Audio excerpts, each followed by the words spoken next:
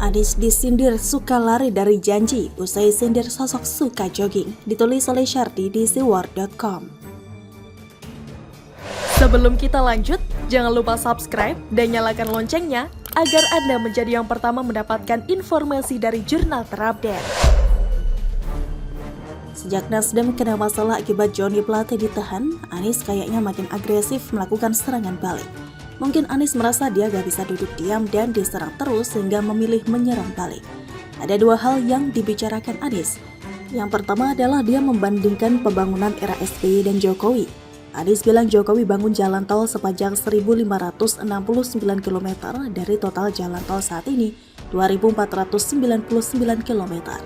Tapi untuk jalan tak berbayar, Jokowi dibilang cuma bisa membangun sepanjang 19.000 km. Anies selalu membanggakan era SBY di mana jalan tak berbayar dibangun sepanjang 144.000 km atau 7,5 kali lipat. Untuk jalan nasional, Jokowi dibilang hanya membangun 500 km jalan nasional, sedangkan SBY bisa 20 kali lipat dari pencapaian Jokowi sekarang ini, yaitu 11.800 km. Tapi apakah yang dikatakan Anies itu benar atau cuma mengambil dari sudut pandang tertentu? Kebetulan Tuan Guru Bajang atau TGB Zainul Majdi sempat menyimak pidato Anies. Dia punya satu catatan buat Anies, yaitu soal pembangunan jalan desa, di mana Anies tidak menyebut atau melupakan, entah disengaja atau tidak. Menurut TGB selama 9 tahun terakhir, ada lebih dari 316.000 km jalan desa yang dibangun Jokowi. Jika dirinci, ada lebih dari 1,5 juta meter jembatan di tingkat desa, lebih dari 500.000 unit air bersih, 42.000 lebih posyandu, dan beragam infrastruktur lain di tingkat desa yang dibangun Jokowi. Jika data itu dihitung secara utuh, maka ada sekitar 340.000 km jalan tak berbayar yang dibangun Jokowi. Dan angka itu sudah pasti jauh di atas pencapaian era SBY. Saya bilang juga apa? Anies itu hanya jago memelintir data dan fakta, lalu dibelokkan sesuai yang dia mau untuk menggiring opini. Era SBY kok dibandingkan dengan Jokowi? Ini perbandingan yang sangat jauh, bagai bumi dan langit. Cara Anies membela pembangunan era SBY sama seperti yang dilakukan AHY. Dia bilang banyak infrastruktur yang dibangun di era SBY, tapi Jokowi cuma menggunting pita saja. Maksud hati mau membanggakan bapaknya sendiri, tapi ujung-ujungnya malah kena bully netizen. Kalau Anies jadi presiden, memangnya bisa bangun jalan seberapa kilometer? Jangan-jangan janji bombastis bakal bangun 7 juta kilometer, tapi yang terbangun cuma 100 kilometer. Sama kayak bikin target bangun 200 ribuan unit rumah DP 0, tapi target diturunkan jadi 1.000 unit. Harusnya Anies bandingkan saat dia jadi gubernur DKI dengan Jokowi. Jokowi semasa jadi gubernur DKI banyak bikin gebrakan besar, diantaranya Sodetan Ciliwung dan berhasil mengeksekusi pembangunan MRT. Dua program ini adalah solusi untuk masalah rumit di Jakarta, yaitu banjir dan kemacetan. Sedangkan Anies bikin gebrakan apa? Untuk banjir solusinya sumber resapan, air dimasukkan ke tanah, gak boleh dialirkan ke laut. Sisanya cuma kebanyakan ngomong jualan janji manis untuk membohongi warga lewat program murahan kayak rumah DP 0 rupiah. Selanjutnya, hal kedua yang dibicarakan Anies adalah sindiran untuk satu orang. Jadi, dalam acara Temu Relawan, Anies sempat menyindir sosok politikus yang sering jogging dan mengunggahnya menjadi konten di media sosial. Siapa lagi kalau bukan Ganjar? Kader PDIP, Dedi Yefri Sitorus punya satu balasan yang sangat telak.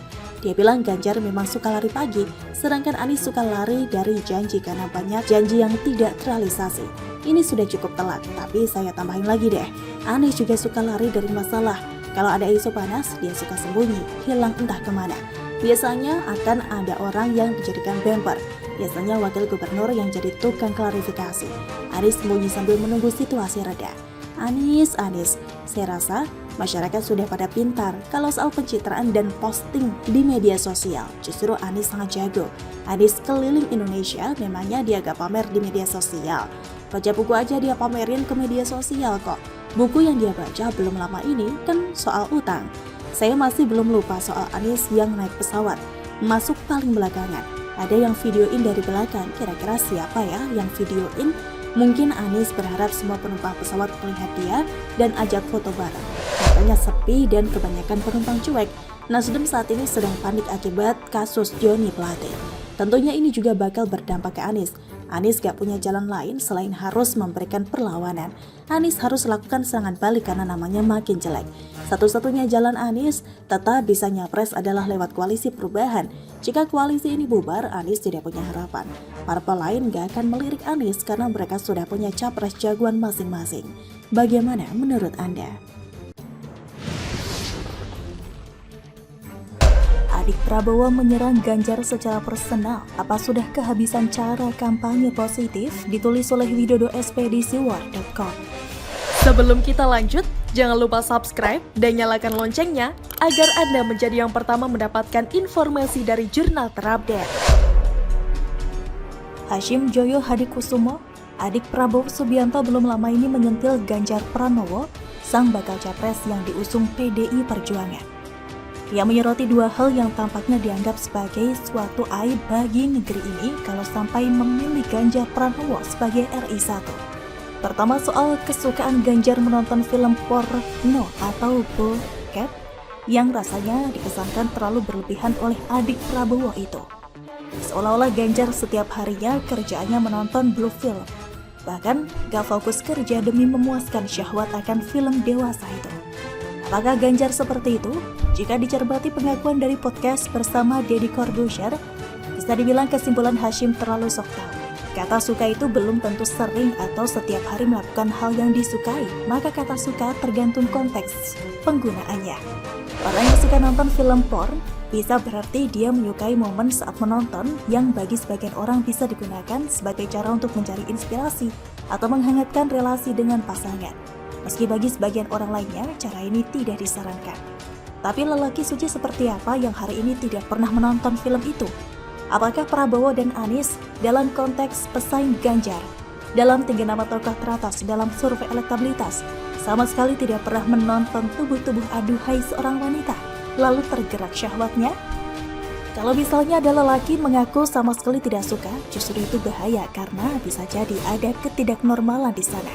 Kan menonton begituan gak harus dalam bentuk film kan? Melototin story Instagram, Reels, video singkat di Facebook dan YouTube juga sama saja esensinya. Hal kedua, katanya Ganjar gak suka sepak bola. Ini sih cuma frame bernada fitnah sekaligus melebih-lebihkan. Sekaligus salah tafsir terhadap penolakan Ganjar atas tim Israel U20. Penolakan itu sama sekali tidak mengisyaratkan Ganjar tidak suka atau membenci sepak bola. Lihat saja kemarin saat Ganjar sebagai gubernur Jateng mengundang beberapa pemain asal Jateng yang baru saja meraih emas di SEA Games Kamboja, lalu mengobrol seru dengan mereka.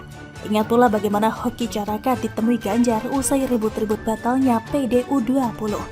Yang kalau ditonton dengan hati dan pikiran yang waras, kita bisa tahu bahwa seorang Ganjar juga menggemari sepak bola, selayaknya orang dewasa yang menggemari olahraga ini sejak kecil.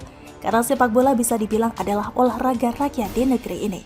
Mungkin malah jangan-jangan Pak Hashim ini gak suka sepak bola atau mulai tertarik karena ada unsur politik jelang Pilpres dengan harapan bisa memberikan dampak suara pada sang kakak tercinta Prabowo Subianto. Entahlah, saya sih sempat berharap agar jiwa kesatria kakak Prabowo kali ini bisa terusik, lalu menyatakan dengan tegas bahwa kontestasi Pilpres 2024 jangan sampai diwarnai black champion atau kampanye yang menyerang wilayah pribadi. Bukankah kubu kakak Prabowo juga nggak mau kalau lawan politiknya menyinggung soal pernikahannya dengan anak Soeharto sebagai materi kampanye, bukan? Jangan-jangan kubu Prabowo diwakili oleh sang adik sudah kehabisan materi kampanye positif sampai mulai menyerang dengan materi kampanye receh kayak begitu. Malu dong sama pengalaman kakak Prabowo nyapres 3 kali kalah, tapi cara yang dipakai adiknya masih begitu. Namun melihat rekam jejak Prabowo pada Pilpres 2014 dan 2019 silam, saya kok meragukan Prabowo dan tim sesnya bisa tegas dan konsisten mengabulkan harapan saya itu. Apalagi sampai hari ini baru Ganjar Pranowo yang tegas menyatakan agar kader PDI Perjuangan dan pendukungnya tidak menggunakan cara-cara yang kampungan demi memenangkan Pilpres. Antara lain dengan tidak membuli, juga menjauhkan hoaks dan fitnah. Bagaimana menurut Anda? Begitulah.